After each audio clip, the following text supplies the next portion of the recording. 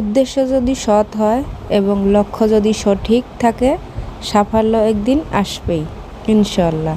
তাই সবাই নিষ্ঠার সাথে কাজ করে যাও, একদিন ঠিক সাফল্য পেয়ে যাবে।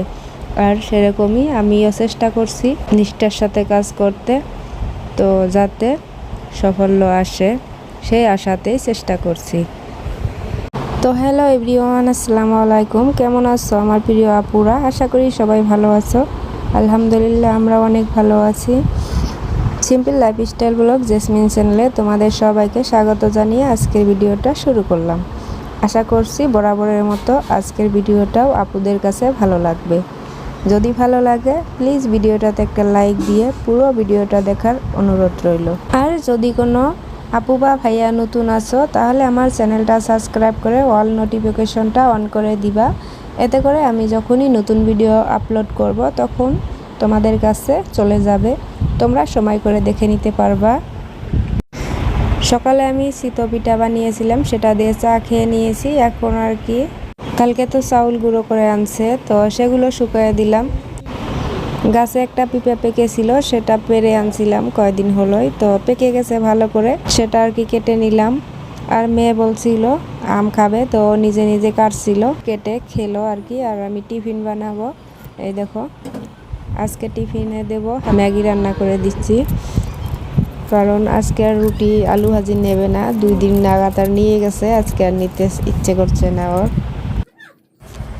আর এগুলো কি বলো তো আপুরা, এটা হচ্ছে গিয়া দই। আমাদের বাড়ির আমার শ্বশুরের গরুর আর কি গাখীর দিয়ে আমি দই বসিয়েছিলাম 3 দিন আগে। সেই দইটা আর কি বৃষ্টির জন্য ভাঙা হচ্ছিল না, তো আজকে ফির রোদের একটু চেহারা দেখা যায়, তো তার জন্য আর কি ভাঙলাম। তো ভেঙে আর কি কিছুক্ষণ পর দেখছি বৃষ্টি চলে আসলো, তো এরকমই অবস্থা। তো ভাঙলাম, দেখো কি সুন্দর হয়েছে দইটা। তো ভেঙে আর কি আমি বাটির ভিতরে ঢেলে নিলাম, এটা খাবো। আর তোমাদের ভাইয়া দুপুরে খাবে, ওকে আর কি ঘোল বানিয়ে দিতে হবে, তাহলে হে খাবে, তাছাড়া খাবে না। তো আমি একটা কাপড় ছিল সেটা সেলাই করে নিলাম, নিয়ে আর কি চলে যাব ব্যাংকে কিছু কাজ আছে, তার জন্য আর কি যে রেডি হয়ে গেছি। আর দুজন মিলে চলে যাচ্ছি ব্যাংকের দিকে। তো গেতে আর কি যে আমাদের কালকে যে বেসন ফালানো হলো সেই জায়গাটা দেখছিলাম। রাত্রে অনেক ঝড় বৃষ্টি হয়েছে, তো বেসনগুলো আর কি যে ধানগুলো এক সাইডে গোটো হয়ে আসছে, তো সেটা আর কি বলছিলাম, বলতে বলতে চলে গেলাম আর কি।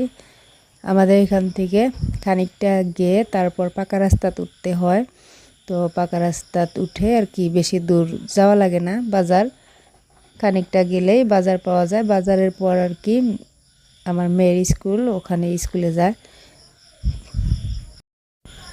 তো এখন বাজে 11:30, মেয়েকে ছুটি দিবে 1:25-এ।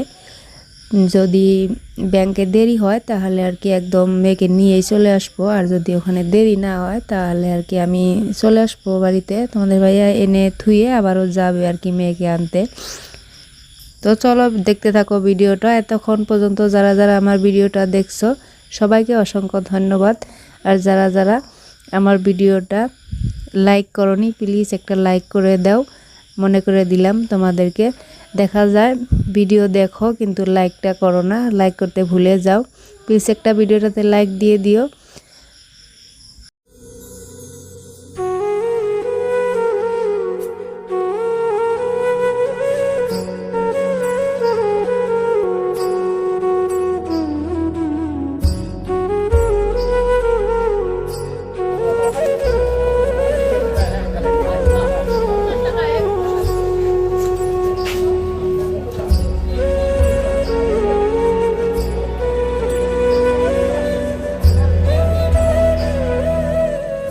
বাড়িতে এসে দইয়ের ঘোলটা বানিয়ে নিচ্ছিলাম।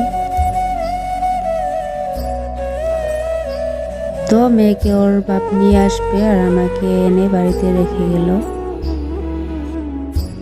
ব্যাংকে কাজকর্ম সব শেষ পাইলো, তো ওখান থেকে চলে আসছি। অল্প করে পানি দিয়ে ঘোল বানিয়ে খেলে ভালো লাগে। আমি তো এভাবেই খাই, তোমরা একটু ট্রাই করে দেখবা, ভালোই লাগে। তো আজকের ভিডিও এইটুকুই আপুরা, আবার দেখা হবে কালকে কোনো একটা নতুন ব্লগ ভিডিও নিয়ে। ততক্ষণ সুস্থ থাকো, ভালো থাকো, আল্লাহ হাফিজ, আসসালামু আলাইকুম। আর যদি আমার ভিডিওটা ভালো লেগে থাকে একটা লাইক দিয়ে চ্যানেলটা সাবস্ক্রাইব করে দিবা।